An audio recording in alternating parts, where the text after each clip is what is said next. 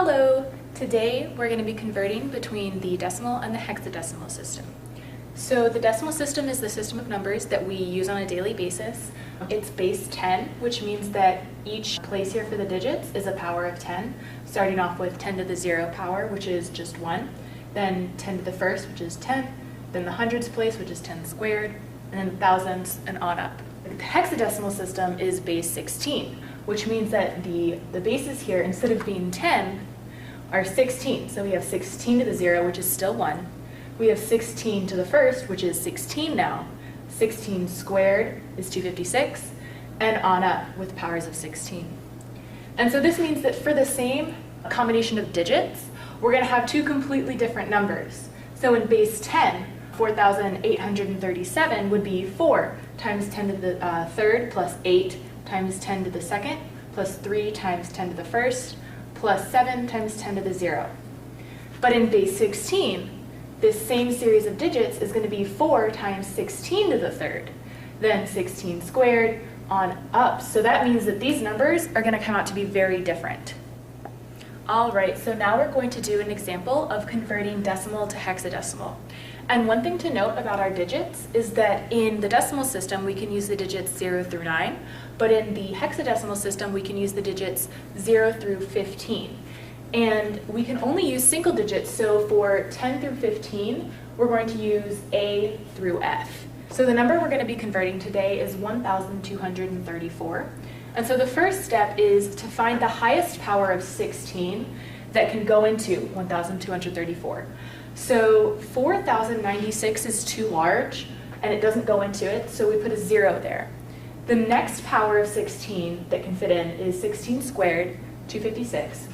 So we're going to subtract 256 from this number as many times as we can until we get to a number that is less than 256.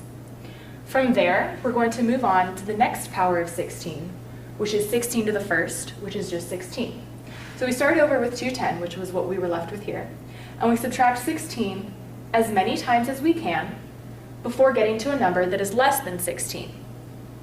And then we move on to the last one that we can here, which is 16 to the 0 power, which is 1. And so from 2, which is what we were left with down here, we subtract the last power from 16, which is 1, as many times as we can until we get to 0 finally. And that's how we know that we're done. So then we have to count up how many times we subtracted each of those. So for 256, we subtracted it 1, 2, 3, 4 times. So we put a 4 here. And then for 16, we subtracted it 13 times. But we can't put 13, we have to put D. So we have D in this place. And then we subtracted 1 twice. So we have our last digit is 2. So 1,234 converted to hexadecimal is 4D2. For this next problem, convert this number 8675309 from decimal to hexadecimal. Go ahead and pause the video and try it yourself. So if you did all of your calculations correctly, you should result with 8 times 16 to the 5th, 4 times 16 to the 4th, 5 times 16 to the 3rd, 15 times 16 to the 2nd, which goes to F because we can't have a 15, 14 times 16 to the 1st, which is E, 13 times 16 to the 0 power, which is D. So your final answer should be 845FED.